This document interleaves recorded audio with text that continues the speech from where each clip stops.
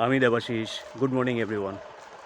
আজ আমি আপনাদেরকে একজন এমন মহান ব্যক্তির ব্যাপারে বলবো, যিনি ছিলেন একজন প্রখ্যাত ভারতীয় সঙ্গীতজ্ঞ, গীতকার, সুরকার এবং চলচ্চিত্র পরিচালক। তিনি ব্রহ্মপুত্রর কবি এবং সুধাকণ্ঠ নামেও পরিচিত ছিলেন। তিনি হলেন ডক্টর ভূপেন হাজরিকা। তিনি আজকের দিনেই মানে 8 সেপ্টেম্বর 1926 সালে অসমের শদিয়ায় জন্মগ্রহণ করেছিলেন। ওনার পিতার নাম ছিল নীলকান্ত হাজরিকা এবং মাতার নাম ছিল শান্তিপ্রিয়া হাজরিকা।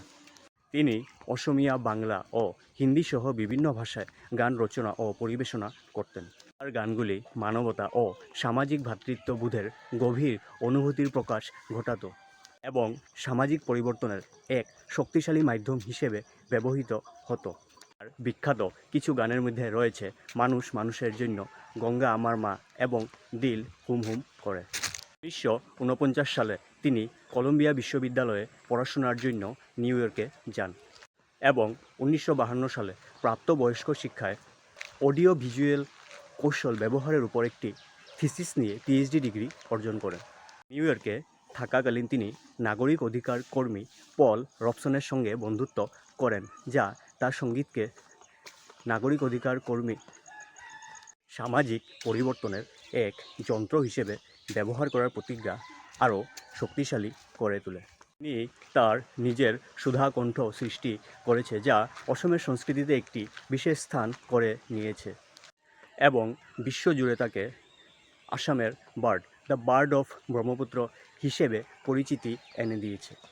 ডক্টর হাজরিকা বহু জনপ্রিয় গান রচনা করেছিলেন, যা অসমীয়া, বাংলা ও হিন্দি ভাষায় মানুষের মনে স্থান করে নিয়েছিল।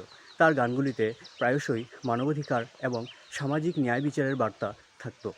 ওনার সঙ্গীত শুধু ভারতের মধ্যেই সীমাবদ্ধ ছিল না, তিনি নেপাল, বাংলাদেশ এবং অন্যান্য দেশের মানুষের মধ্যেও সমানভাবে পরিচিতি লাভ করেছিলেন। অসমীয়া সংস্কৃতিতে তার গভীর প্রভাব ছিল এবং তিনি জনপ্রিয় সংস্কৃতির এক বিশেষ স্থান করে নিয়েছিলেন। তিনি অনেক সিনেমার জন্য সঙ্গীত পরিচালনা ও রচনা করেছেন। আজও তার গানগুলি মানুষের মনে গভীর প্রভাব ফেলে এবং তার সৃষ্টি ও কাজ অসমীয়া সংস্কৃতিতে এক গুরুত্বপূর্ণ স্থান করে নিয়েছে।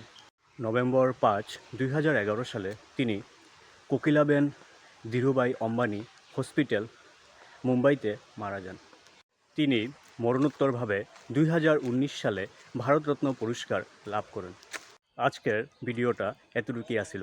ভিডিওটা ভালো লাগলে তোমরা পেজটারে ফলো করে নিও আর লাইক আর কমেন্ট করে দিও।